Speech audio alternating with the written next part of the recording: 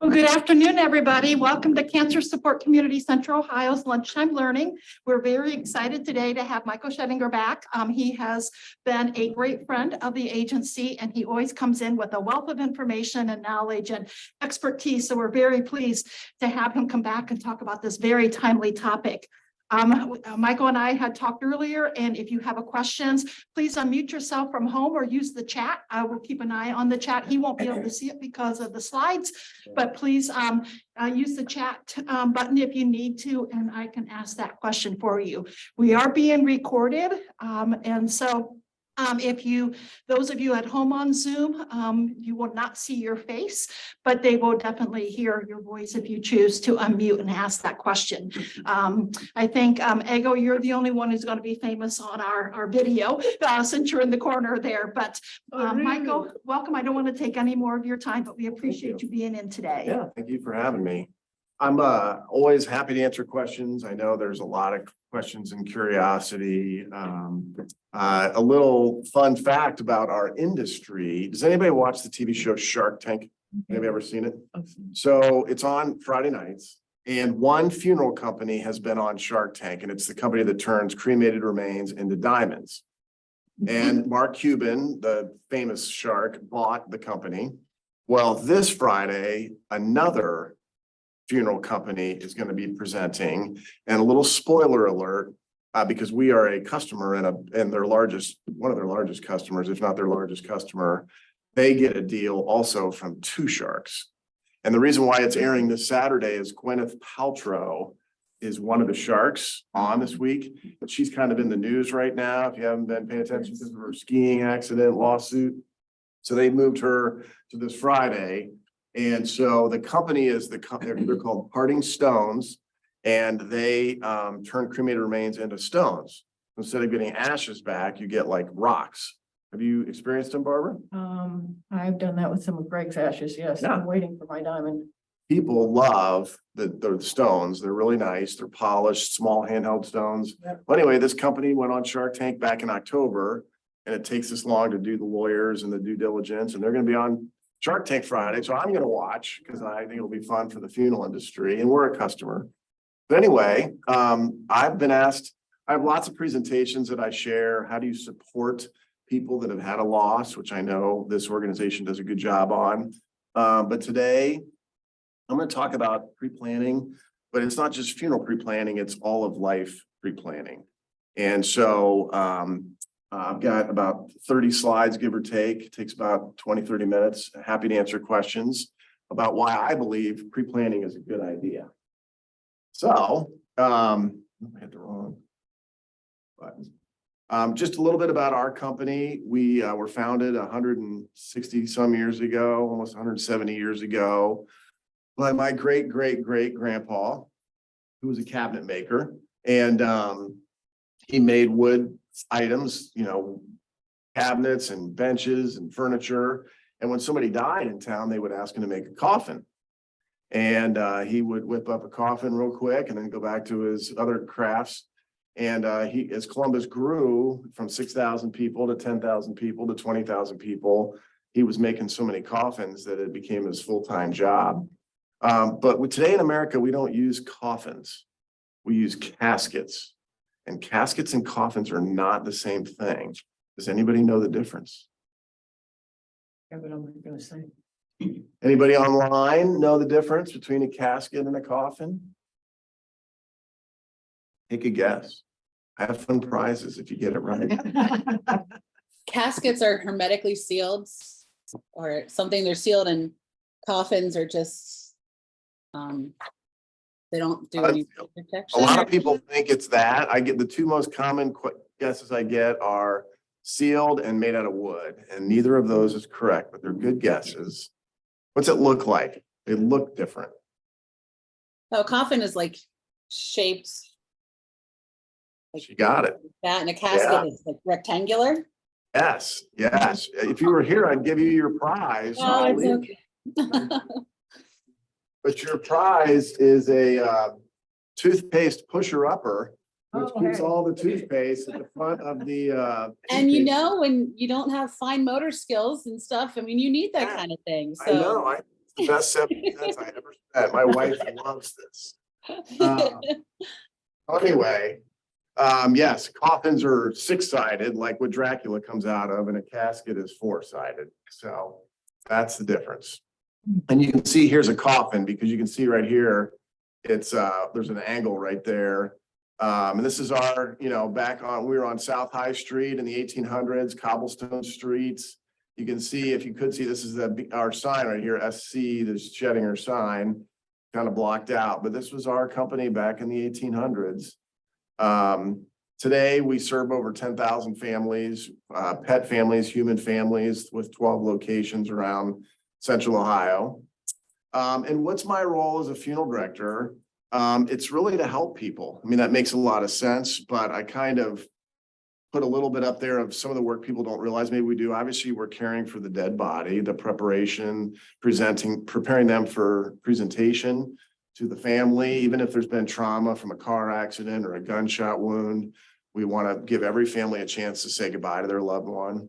There's a lot of paperwork, from Social Security to veterans benefits to death certificates, obituaries, all that kind of stuff.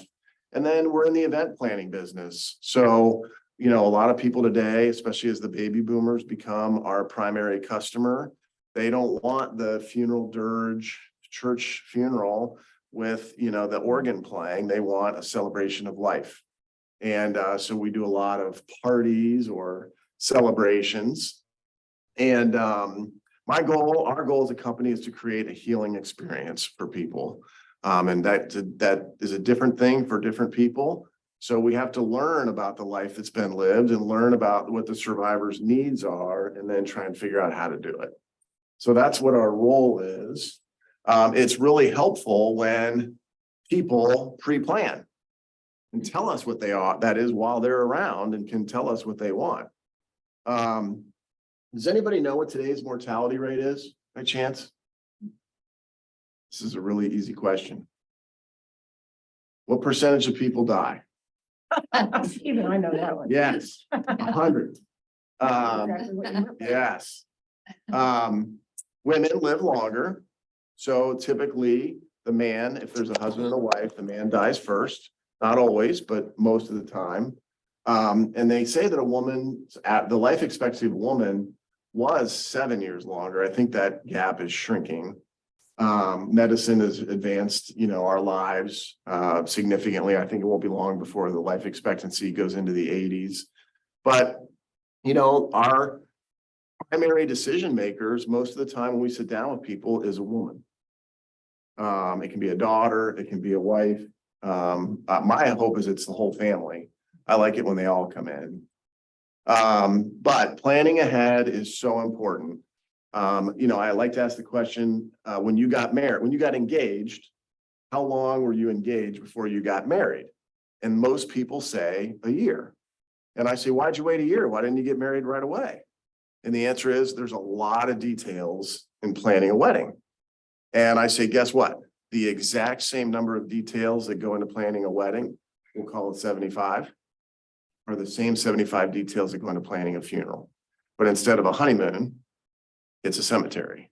Instead of bridesmaids, it's pallbearers. But it's the same decisions: music, Bible verse, readers, food, all that kind of stuff. It's the same. When I sat down with the wedding planner at my church with my fiance, and we were going through things, and she had her little worksheet. She asked us all our 75 questions, and we left an hour and a half later, and we get in the car, and I'm taking her back to her apartment. I looked at her and I said, now you know what I do for a living. We were in our 20s, and she's like, what are you talking about? And I said, that planning meeting we just had with Thelma is what I do for a living. I asked those same 75 questions, and she was like, what? But now she gets it. Now we've been married, and she understands. But there's a lot to deal with. And financially we have a component because funerals aren't cheap.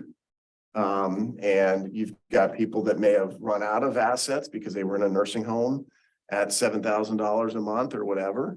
And when they went in, they had a lot of money, but they lived a few years and that nursing home depleted their assets, and now there may or may not be funds available. One of my favorite things about pre-planning your funeral is if you prepay it, and I'll get to this a little later, you protect your assets. A pre-planned funeral is a protected asset if you ever need to go on Medicaid. You run out of money, they will make sure you don't have a car and a bank account and life insurance and all those things. You have to be down to basically broke, but you are allowed to have your funeral prepaid, and that doesn't count against you. Any questions so far? If not, I'll keep going.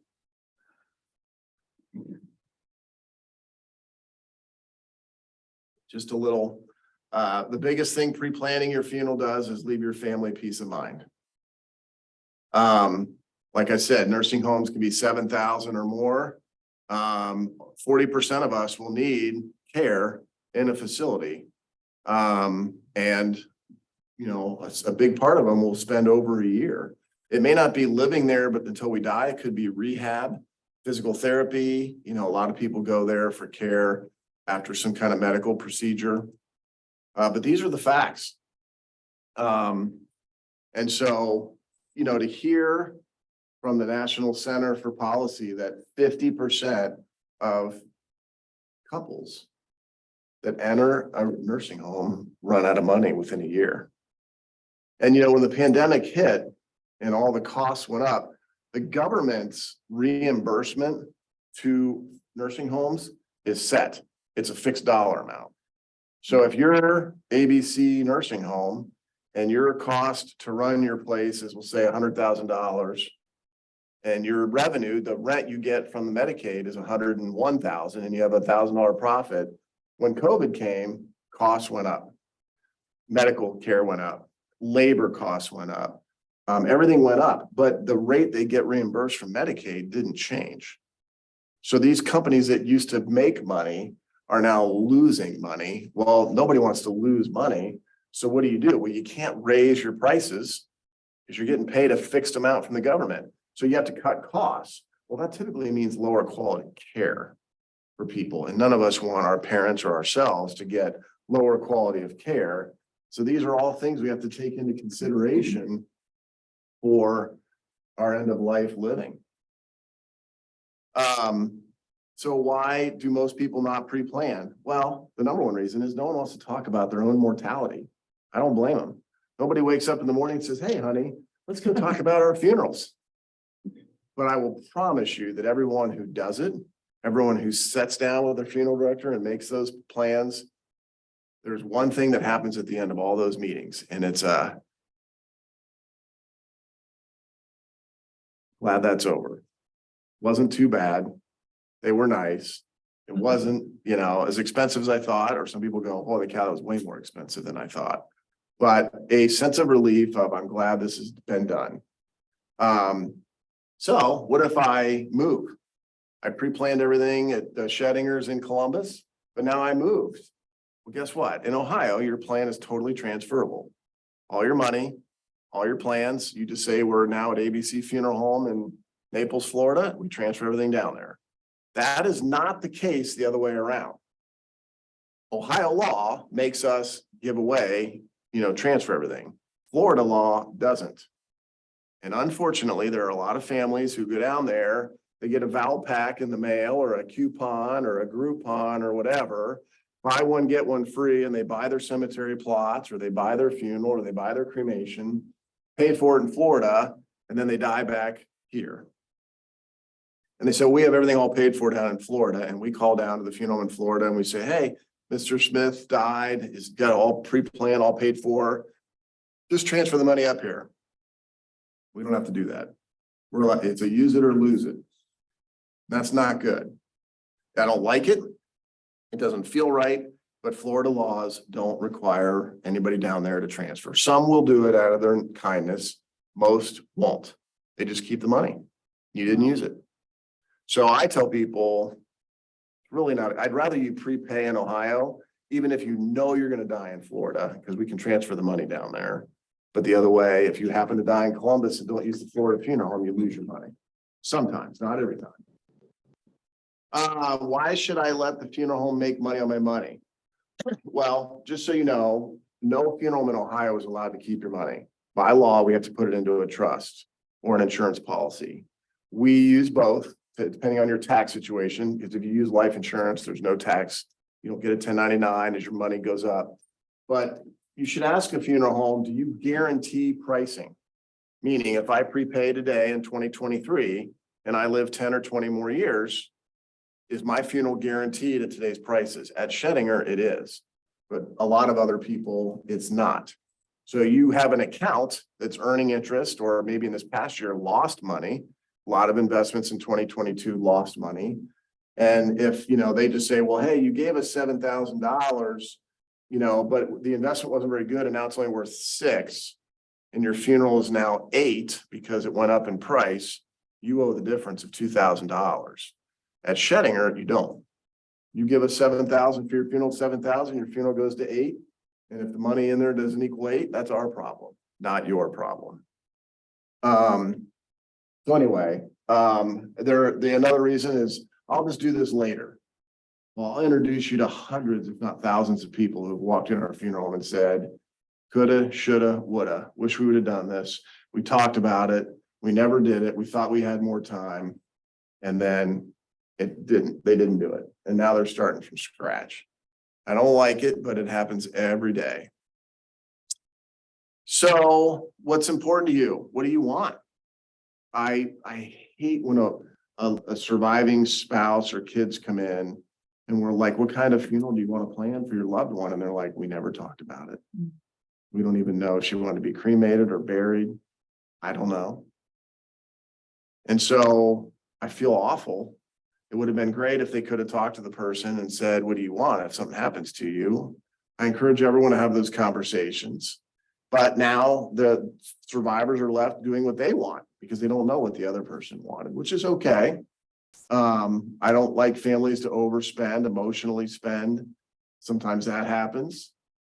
And a lot of people, how many people can come up with thousands of dollars? Death occurs today and tomorrow you need thousands of dollars. Do you have that sitting in your checking account? A lot of people don't. So those are all reasons why learning what your funeral is going to cost, making payments on it, which you can do when you prepay your funeral. You can't make payments on a funeral once the death occurs. So it's more affordable when you pre-plan because of the payments options. Any questions? I'll stop. What are the payment kinds of figures? What does it mean? Yeah, I mean, depending on what your funeral costs, we do payments for up to 10 years. So if you buy call it a $10,000 funeral, and you make monthly payments for 10 years, that's around $100 a month. It's just a rough number.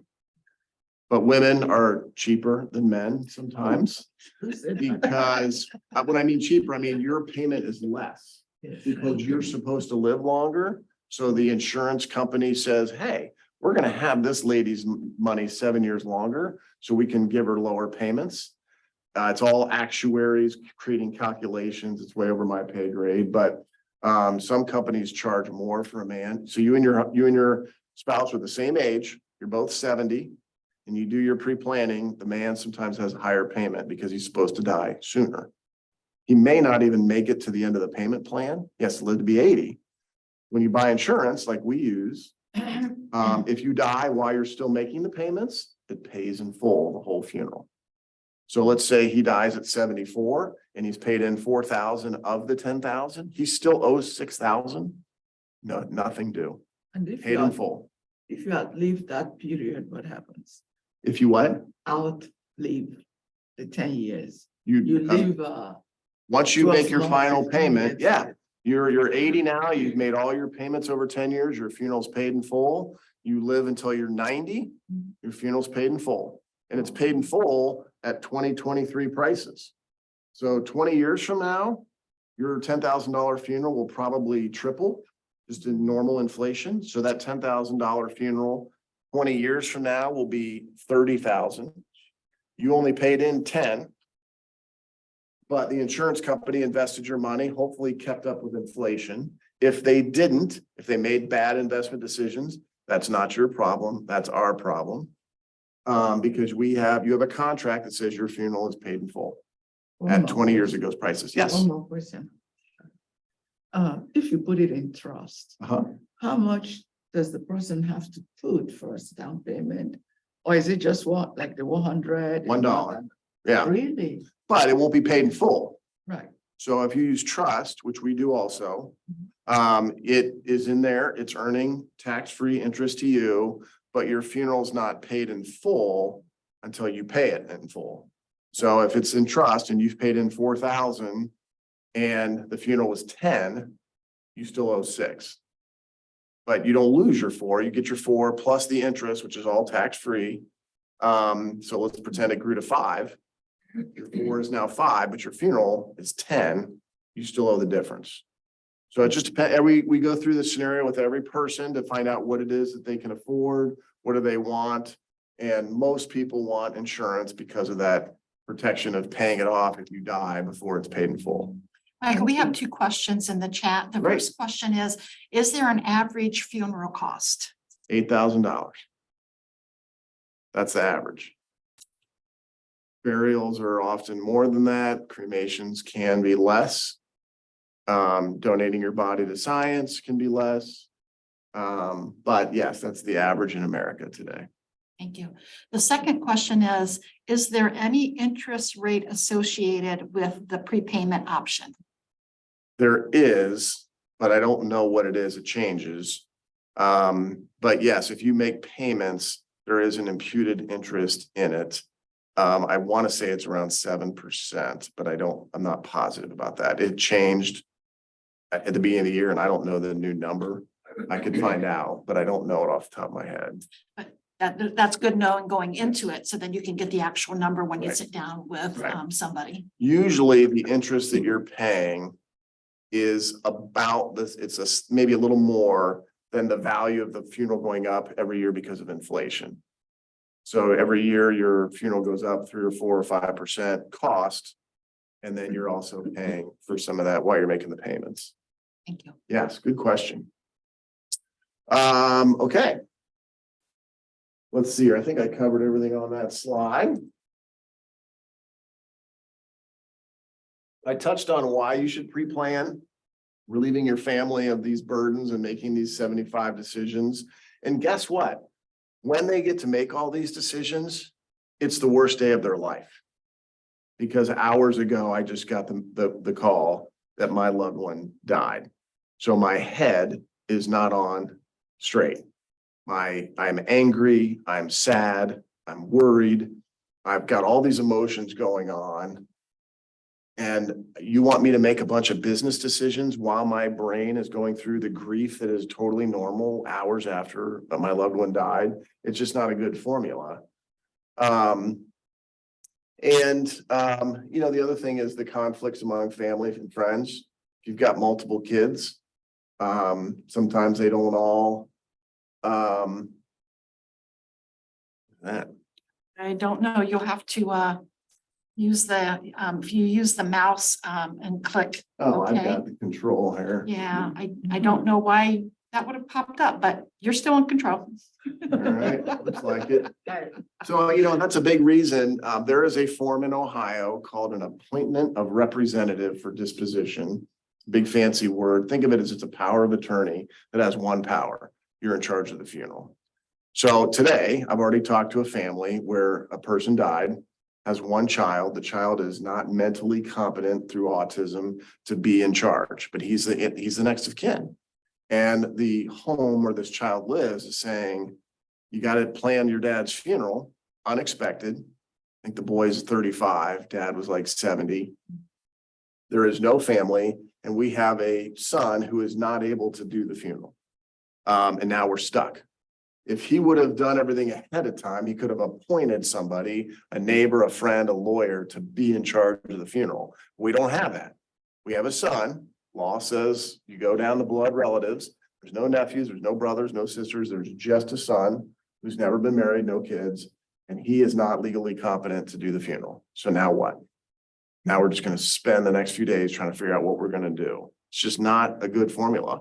The son wants to take care of things, but he's not legally allowed. Why he doesn't have a guardian? His guardian, he had a guardian, was his dad.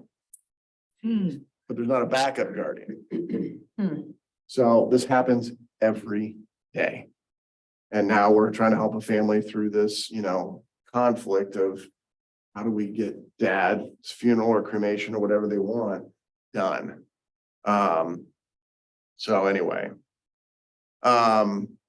many people have prepaid or planned some of their funeral. They bought their cemetery plots, or they have their church columbarium where they want their urn to go.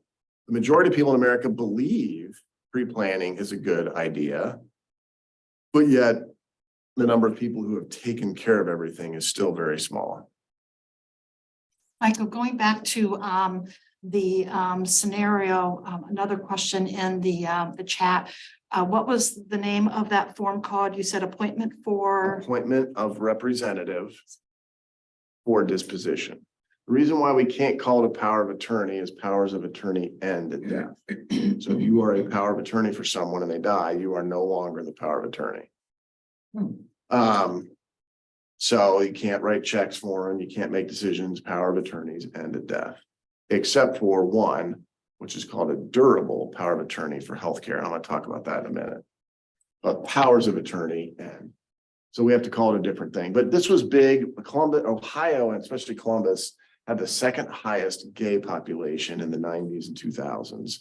And before same-sex marriage was allowed, if I'm a gay man and I've got my partner and we've been together years, I want him to be in charge of my funeral. But in Ohio law, he's a nobody, not a relative. And so when I die, my parents or my brother or sister are in charge of my funeral, not my partner. This form was created 20 years ago to allow anybody, I mean, it doesn't have to be the gay community, but it was big in the gay community because it allowed me to say, I want my partner who I've lived with, he's my best friend, he's my lover, whatever. I want him in charge of my funeral, and he could name that. And if my mom and dad or my brother and sister came in and said, no, we're legally next of kin, this form said not anymore. For funeral only, he's in charge, not you guys. And, hopefully you don't get into any conflict or whatever, but it does help. I've got multiple kids. A lot of people have multiple kids. If I don't trust all my kids, but one of them seems to have their head on their shoulders, I can name that one kid. Because in the Ohio law says all of my children are my equal next of kin. So if I have 3 kids, all 3 of them are equally my next of kin. So when I die, all 3 of them are equally in charge. And if they don't get along or they can't agree, we have a problem. But if I know that my daughter is the smart one and she and I are on the same page and I want this for my funeral and she says, I'll make sure that happens, Dad, I can fill out this form and name Katie in charge, and my other kids, no power. Hopefully it doesn't come to that, but it does sometimes. So, like I said, there's over 100 things that are involved in planning a funeral. And it's just such a great idea to record those. And guess what? If you make them all today, and 10 years from now, they change. I want My Way sung, but I don't want Elvis anymore. I want Frank Sinatra. You change it. You can change all you want. You don't have to, you're not stuck with the decisions you made in 2023. You can change them all you want. And people call in all the time and say, hey, we've moved.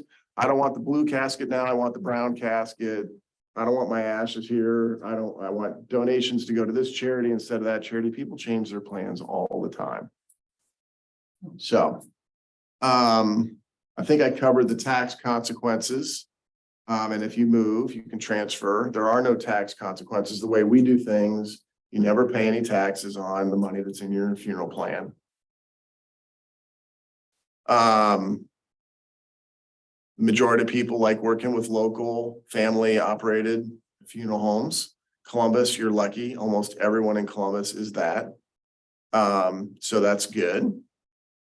And like I said, there's 2 steps to pre-planning your funeral. There's pre-planning, which costs nothing, is a free service. At least at Schoedinger, it's free. I can't speak for everyone else. They charge a consulting fee. But we let you sit down with our funeral director. We go through all these questions. We document it. No charge. So everything's put in the file, saved forever. The majority of people do the second step, which is pre-funding, pre-paying, because of all the benefits that we've talked about. But you don't have to do that. You just are going to owe the current price. If you live 20 years from now and you want a $10,000 funeral, you're going to owe us $30,000 then, if it triples in price. So, here's just some quotes from people that I thought were worth capturing. If every woman knew what every widow knows, everyone would pre-plan.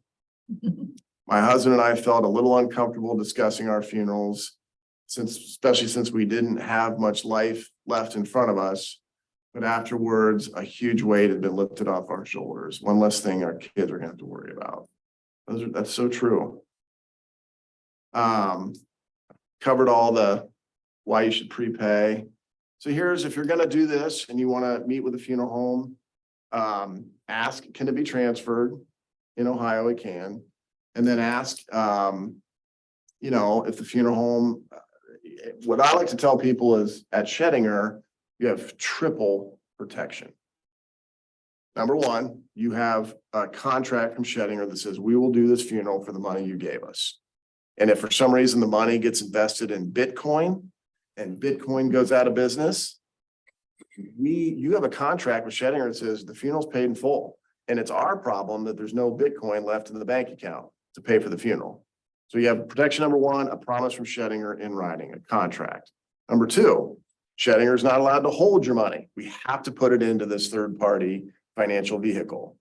So if Schoedinger goes out of business, which is Columbus's oldest family business, I hope we don't, but if we did, you still have your money in this trust or insurance policy that any other funeral can go and say, okay, we're now the funeral home performing the funeral, give me the money in the account. So you have double protection. State of Ohio just a few years ago created a fund for fraud.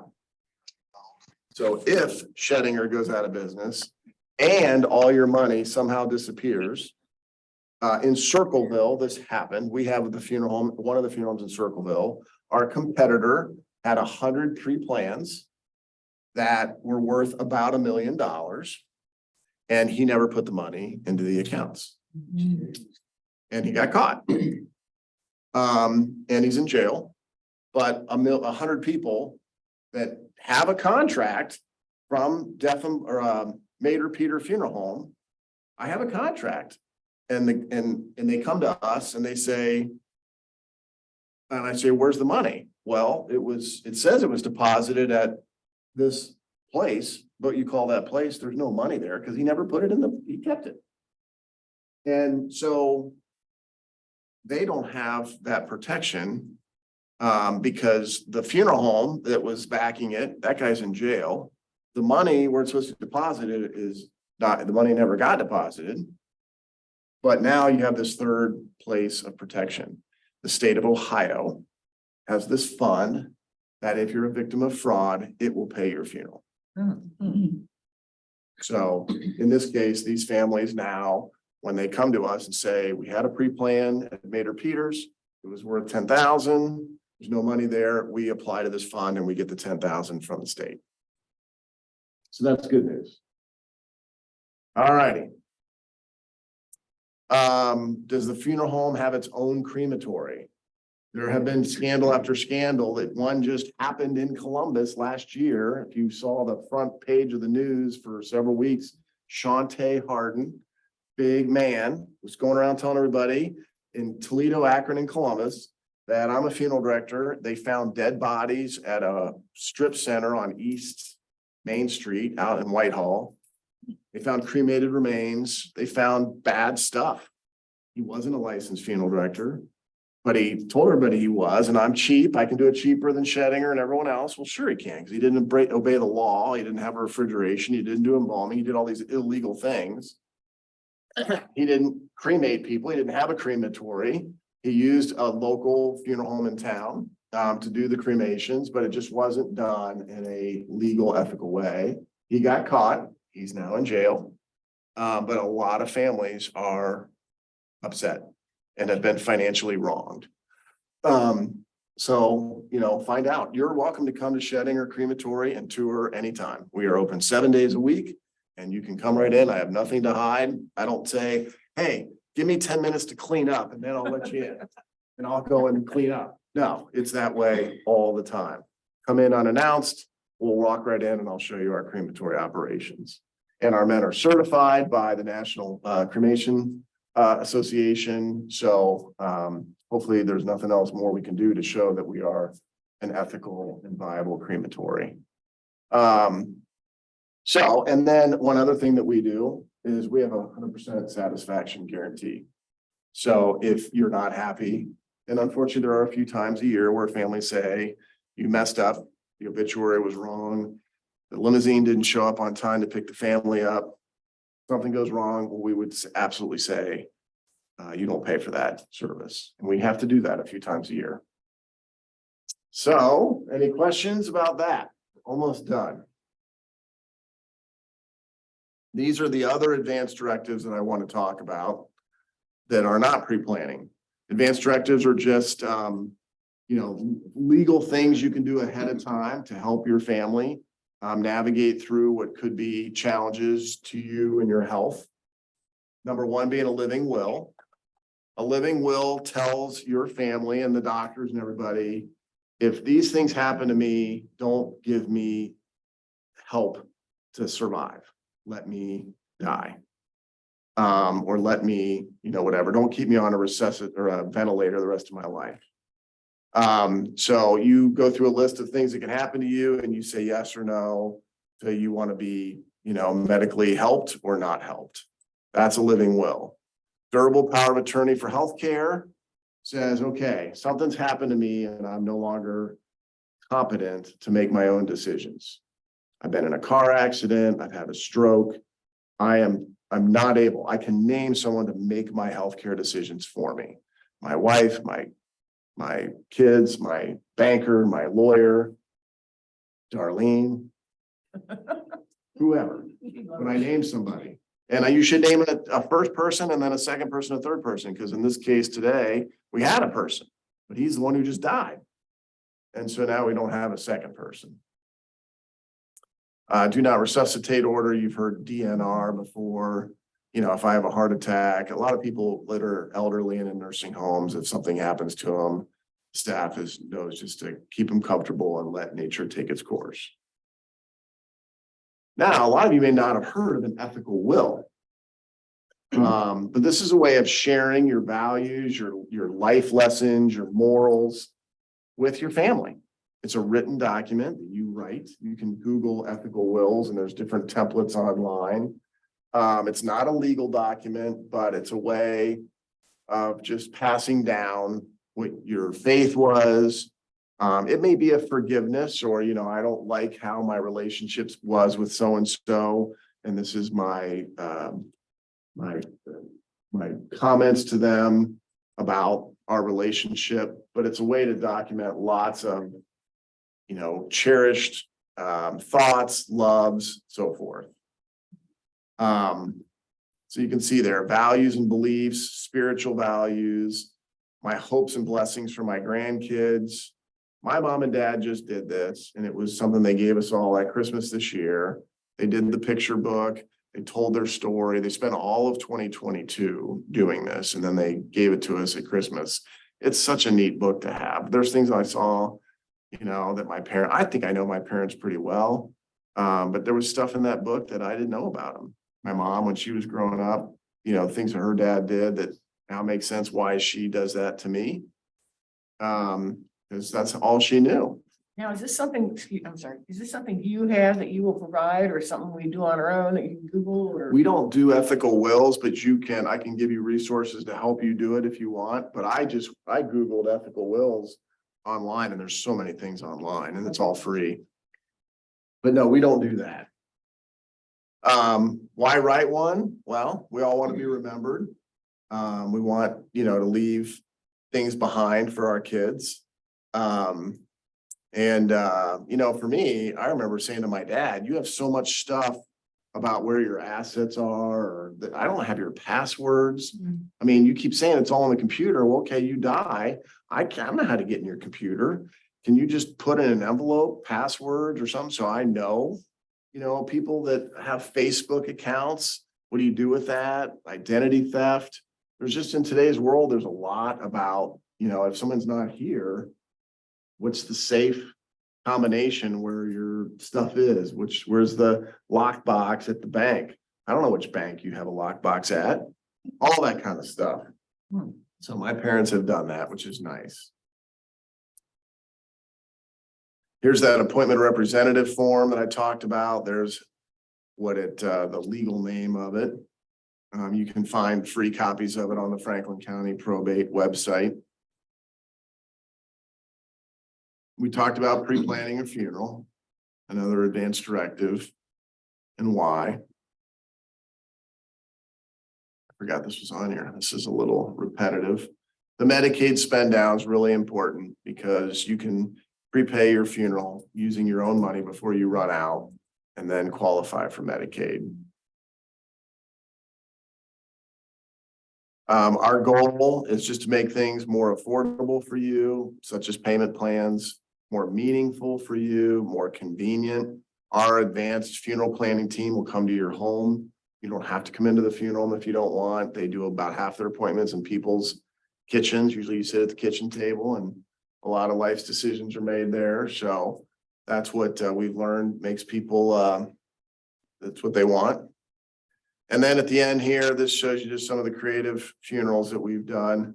Yes, we did have a guy who was a big Ohio State fan. And the family went O-H and dad was the I. And then, oh, that was in the dispatch. That was an actual funeral that was in the Columbus Dispatch. I thought that was kind of interesting. That's taking the Ohio State thing to a whole new level. I think I've covered a lot of this. My favorite quote is a funeral director up in Michigan who says, a good funeral gets the dead where they need to go, and it gets the living where they need to be. And I just really like that quote. So a lot of people say, gosh, Mike, you're in this intensely emotional business and holy cow, how do you deal with this every day? And I always say, well, at the end of the day, when people leave, we play casket Jenga. That's how we deal with our sense of humor. But anyway, that's my presentation. I can answer any questions that you have that I didn't cover. Anyone online have a question?